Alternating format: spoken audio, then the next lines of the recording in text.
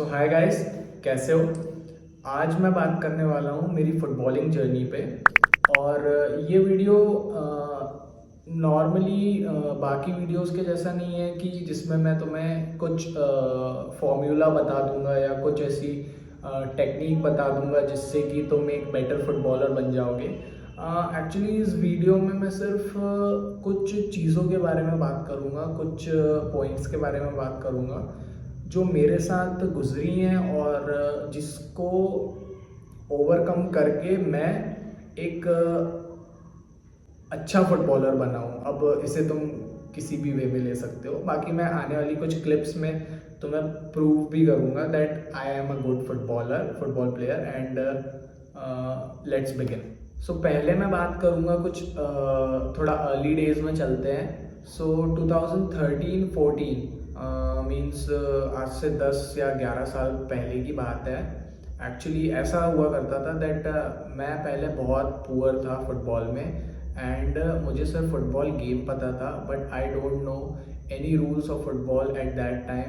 And मैं बहुत मतलब ऐसा था कि शूटिंग मुझे बस ऐसी आती थी कि जब बॉल आती थी तो मैं बस उसको उड़ा देता था या ठुड्डा मार देता था। तो उस वजह से मेरे फ्रेंड्स मुझे काफ़ी टीज़ भी करते थे इस चीज़ के लिए, काफ़ी परेशान करते थे और चिढ़ाते थे कि बस तेरे को शूट मारना आता है, पावर शॉट उड़ा देता है और ऐसा और वैसा।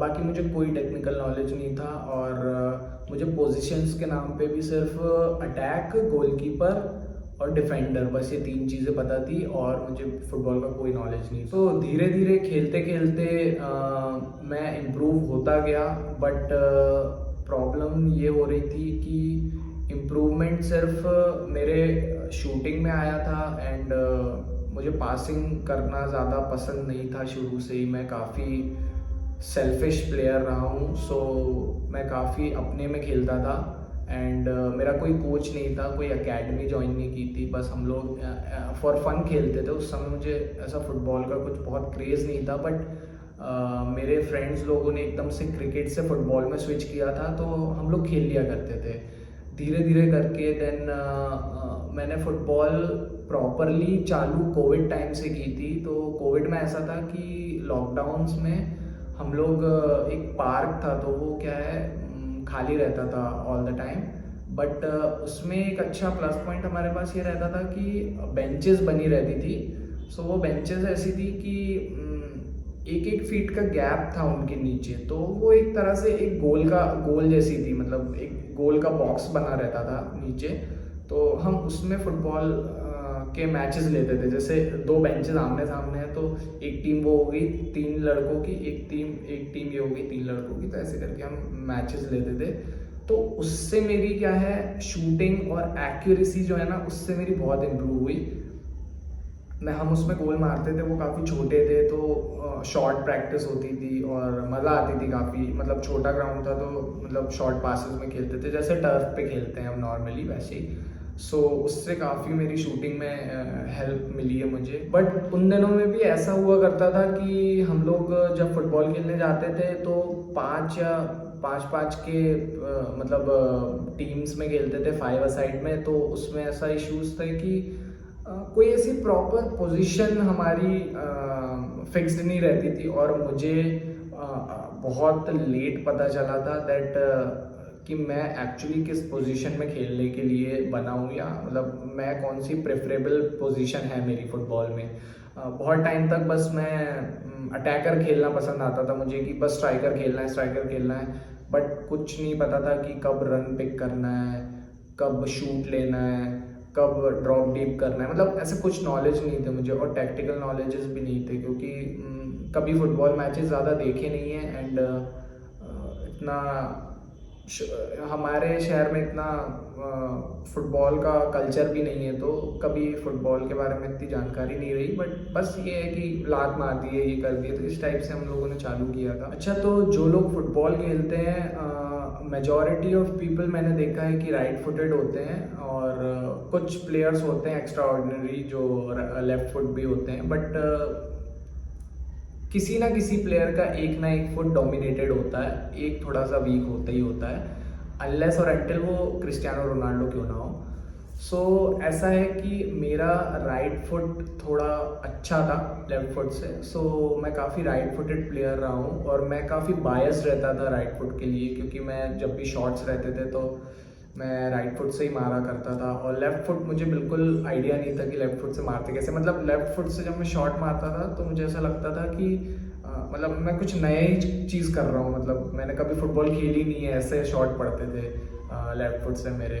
सो काफ़ी बार मैं इस चीज़ के लिए बुली भी हुआ हूँ, बट मैंने धीरे धीरे डे बाय डे इम्प्रूवमेंट किया है। और मैं तुम्हें एग्जैक्ट टाइम भी बता सकता हूँ, मुझे 4 से 5 महीने लगे थे मेरा लेफ़्ट फुट इम्प्रूव करने के लिए। एक्चुअली मैंने क्या किया था दैट मैंने राइट फुट से खेलना ऑलमोस्ट बंद कर दिया था और मैं लेफ़्ट फुट से ही खेला करता था और लेफ़्ट फुट से शूट मारता था, लेफ़्ट फुट से पेनल्टी तक लेफ़्ट फुट से लेता था मैं, और फ्री किक्स वगैरह भी लेफ़्ट फुट से लेने की ट्राई करता था। कभी कभार ऐसा होता था कि हमारे जैसे फ्री किक मैच से पहले लेते थे फ्रेंड्स लोग और शूटिंग करते थे, तो सब राइट फुट से मार रहे हैं या उनके डोमिनेटेड फुट से मार रहे हैं, तो मैं अपने वीक फुट को उस समय टेस्ट करता था। तो काफ़ी बार फ्रेंड्स लोग जैसे मतलब मैंने शॉट मारा और नहीं पड़ा तो मतलब थोड़ा हंस देते थे या कुछ होते थे, तो मेरे को थोड़ा एम्बैरेसमेंट होता था, बट ठीक है मैं उसको कोप अप करता था कि ठीक है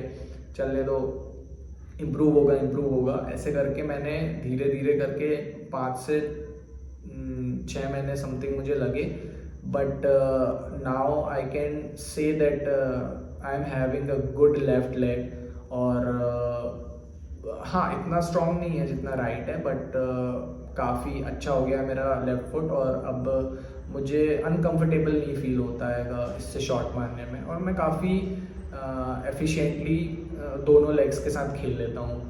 सो ये एक मेरा प्लस पॉइंट और हो गया है एज अ फुटबॉल प्लेयर। सभी को किसी ना किसी से इंस्पिरेशन मिली है और सभी ने कहीं ना कहीं से किसी ना किसी को देख के ही कोई ना कोई चीज़ में इन्वॉल्व हुआ है। जैसे क्रिकेट में कोई विराट कोहली से इंस्पायर्ड है या कोई सचिन तेंदुलकर से इंस्पायर्ड है। सेम फुटबॉल में एक एक एक वेव चलती है मेसी रोनाल्डो। सो मैं क्रिस्टियानो रोनाल्डो फ़ैन हूँ और मैं क्रिस्टियानो रोनाल्डो से बहुत ज़्यादा इंस्पायर्ड हूँ। मैं और क्रिस्टियानो रोनाल्डो को मैंने सबसे पहले 2010 में वर्ल्ड कप में देखा था। मेरे भैया ने मुझे बताया था दैट क्रिस्टियानो रोनाल्डो नाम का भी कोई प्लेयर है, और तब से मैं रोनाल्डो का एक फ़ैन हो गया था काफ़ी। और मुझे आज भी वो क्रिस्टियानो रोनाल्डो का साउथ कोरिया वाला गोल याद है, जो उसके सर पे बॉल आ गई थी और फिर उसने उसको थ्रू अंदर कर दी थी और वो हंसा हुआ था। एंड आफ्टर दैट मुझे पता चला था दैट क्रिस्टियानो जैसा ही एक और प्लेयर है, मेसी भी है। सो इससे मुझे थोड़ा फुटबॉल देखने में इन्वॉल्वमेंट हुई है और क्रिस्टियानो रोनाल्डो ने एक बहुत बड़ा पार्ट मेरी लाइफ में प्ले किया है as his mentality and also his playing style, क्योंकि मैं क्रिस्टियानो रोनाल्डो की प्लेइंग स्टाइल से बहुत इंस्पायर्ड हूँ। और क्रिस्टियानो रोनाल्डो का मैनचेस्टर यूनाइटेड वाला जो एरा था दैट 2006 से लेके पूरा चला था 2009 तक, वो वाला एरा मुझे बहुत पसंद है क्रिस्टियानो रोनाल्डो का। हाँ, मैंने उस समय लाइव नहीं देखा है वो, बट मैंने काफ़ी फुटेजेस और काफ़ी मैचेस देखे हैं क्रिस्टियानो रोनाल्डो के, और मुझे मैनचेस्टर यूनाइटेड वाला क्रिस्टियानो रोनाल्डो मेरा हमेशा से फेवरेट रहा है, एआईजी वाला। और उसके जो फ्री किक्स हैं, जो नक्कल बॉल्स मारता था, वो मेरे को बहुत पसंद आते थे। मेरे भैया ने मुझे काफ़ी क्रिस्टियानो की स्टोरीज़ भी बताई हैं और सुनाई हैं। वो डेविड बैकम फ़ैन थे, बट उनको क्रिस्टियानो रोनाल्डो भी काफ़ी पसंद था। वो 7 नंबर जर्सी वाला एक रहता है सबके साथ। सो 2022, 23 और ये 24 अभी रनिंग में है। मैंने काफ़ी ज़्यादा फुटबॉल देखना चालू कर दिया था। मैं फ़ुटबॉल में काफ़ी इन्वॉल्व हो गया था। मैंने 2020 वाला यूरोज़ भी पूरा फॉलो किया था क्रिस्टियानो रोनाल्डो का, और जो पूरा मैंने यूरोज़ फॉलो किया था। और उसके बाद देन कोपा अमेरिका भी देखा था मैंने लियोनेल मेसी वाला 2021 में। एंड आफ्टर दैट मैंने वर्ल्ड कप भी पूरा फॉलो किया और चैम्पियंस लीग भी मैंने काफ़ी फॉलो की थी, जो रियल मैड्रिड ने लास्ट सिटी को हरा के जीती थी, एंड देन अभी सिटी ने जो ट्रेबल कंप्लीट किया था। सो फुटबॉल देखने से मुझे काफ़ी एक अपने गेम में इम्प्रूवमेंट मिला है, वो मैं इसीलिए बोल रहा हूँ। और ये मेरा सजेशन है, देखो मैं सजेशन देने वाला कोई होता नहीं हूँ, बट एक मुझे ऐसा लगता है, जितना मुझे एक्सपीरियंस है और जितना मुझे नॉलेज है उस हिसाब से मैं बताना चाहता हूँ दैट आने वाली जो जनरेशन्स है उन्हें ज़्यादा से ज़्यादा फुटबॉल मैचेस पे ध्यान देना चाहिए और टैक्टिकल एनालिसिस करना चाहिए। और उसके लिए काफ़ी यूट्यूब पे चैनल हैं और आप ESPN को फॉलो कर सकते हो अगर आपको टैक्टिकल एनालिसिस करना है। पेप गार्डियोला के काफ़ी वीडियोस हैं जो आप देख सकते हो एज अ मैनेजर। आपको ये काफ़ी गेम में इम्प्रूव करेगा। और फुटबॉल में पोजीशनिंग काफ़ी इम्पॉर्टेंट पार्ट रहती है फुटबॉल की। सो मेजॉरिटी ऑफ टाइम ऐसा होता है कि आप राइट टाइम पे राइट प्लेस में नहीं रहते हैं, सो वो एक बहुत एक बैरियर बन जाता है for a defender, for a midfielder और फॉर अ अटैकर। गोलकीपर का तो ऐसा है कि नेट से बाहर जाना नहीं है और नेट के अंदर एक बाउंडेशन में खेलना है, बट बाकी 3 जो ट्रेड्स होती है उनके लिए स्पेशली मैं बोल रहा हूँ। ये है कि टू इम्प्रूव योर सेल्फ आपको फिट रहना पड़ेगा, एंड फॉर आपको अगर फिट रहना है तो उसके लिए आपको वर्कआउट करना पड़ेगा और अच्छा खाना पड़ेगा। So as a football player आपको इन सब चीज़ों में भी ध्यान देना चाहिए। सो गाइज मैं एक और बात बताना चाहता हूँ दैट बाय प्रोफेशन मैं एज अ फुटबॉल प्लेयर नहीं हूँ, मैं इतनी ज्ञान की बातें कर रहा हूँ, बट मैं एक फुटबॉल प्लेयर नहीं हूँ। मैं एक बाय प्रोफेशन में ग्राफिक डिज़ाइनर और वीडियो एडिटर हूँ। सो बेसिकली बट ऐसा है कि मैंने कभी फुटबॉल को एज अ हॉबी नहीं लिया है लाइफ में। हाँ, मुझे फ़ुटबॉल से बहुत प्यार है, बट मैंने कभी फ़ुटबॉल को इस वे में नहीं लिया है कि मुझे सिर्फ खेलने के लिए खेलना है और इतना मतलब अपने आप को इम्प्रूवमेंट, जैसे काफ़ी बार चोटें लगती हैं या काफ़ी बार आपको घर वालों का एक प्रेशर रहता है, फिर जॉब का टेंशन रहता है, काफ़ी चीज़ें रहती हैं। और अब एक एज भी हो गई, मैं 24 का हो गया हूँ, सो काफ़ी चीज़ें देखनी पड़ती हैं, घर वालों के ताने भी सुनने पड़ते हैं। सो उस हिसाब से मतलब फुटबॉल एक मेरे लिए काफ़ी एक चैलेंजिंग स्पोर्ट रहा है हमेशा से लाइफ में, बट मैंने काफ़ी इन्जॉय किया है जर्नी को और फुटबॉल को।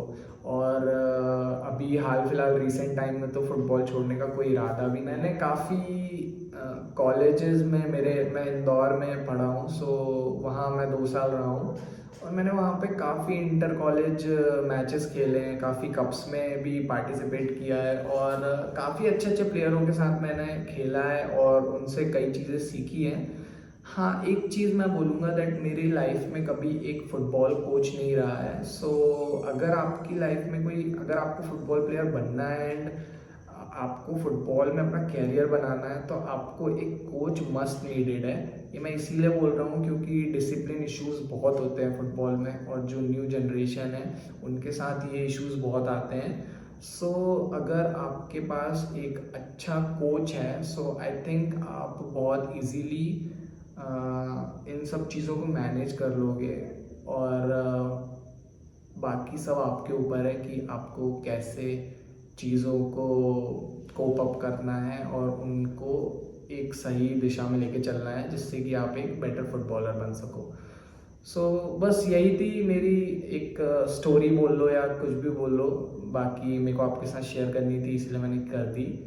और आने वाली और वीडियोस रहेंगी जिसमें मैं आपको और अच्छी चीज़ें बताऊंगा और एक मैं डेडिकेटेड वीडियो बनाऊंगा कि मैं मतलब कैसे एक्सरसाइज करता हूँ और कैसे वर्कआउट करता हूँ फुटबॉल को इम्प्रूव करने के लिए, मेरी बॉडी को इम्प्रूव करने के लिए। और कुछ अच्छे फुटबॉल वीडियोस भी और आएंगे चैनल पे, so please subscribe the channel and for like this stay tuned. Thank you for watching, bye guys.